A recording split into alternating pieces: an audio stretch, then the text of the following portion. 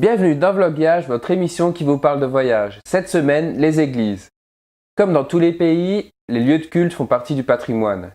En Irlande, qu'elles soient catholiques ou protestantes, elles montrent l'évolution de la culture au fil des âges. On en reparle tout de suite, après le générique.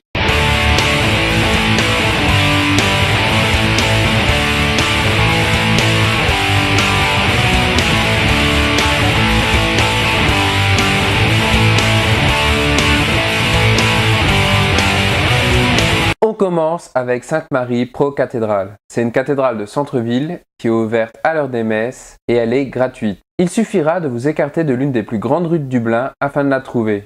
Elle est rentrée en fonction ou consacrée en 1825. C'est la cathédrale catholique de Dublin. Cette église est très jolie mais continuellement en fonction. Donc il y a de grandes chances que vous dérangiez les croyants. Ce n'est pas une église à voir absolument, mais comme elle est en centre-ville, un petit détour de 5 à 10 minutes à l'intérieur suffit amplement. St. Anne's Church. Cette église, proche du St. Stephen's Green Shopping Center, dont je parlerai dans une prochaine émission, a très peu de points forts. Elle a été construite en 1707 avec une façade néo-romane qui fut ajoutée en 1868.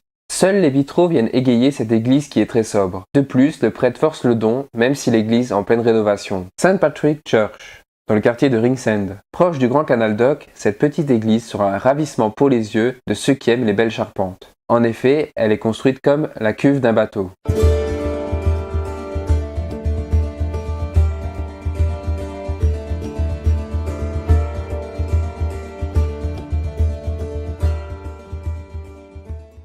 Christ Church Cathedral. Cette église a été construite par le roi viking de Dublin, puis reconstruite en 1186. L'église est jolie et intéressante à voir aussi bien de l'intérieur que de l'extérieur. Vous pouvez la faire dans la continuité de Dublinia, dont j'ai parlé dans une autre émission. Pour les deux, cela m'a coûté 11 €. Il faut faire attention aux horaires des offices, puisqu'ils ferment une partie de l'église pendant ceux-ci.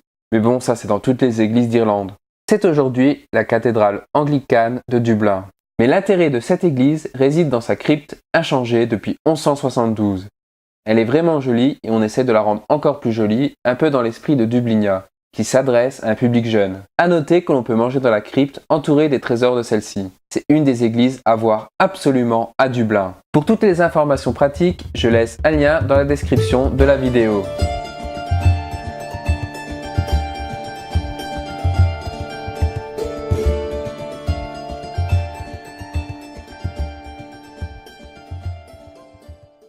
Cette émission est à présent terminée. N'oubliez pas le clap, commentaire, like, abonnement et partage. Laissez un commentaire si vous avez des questions.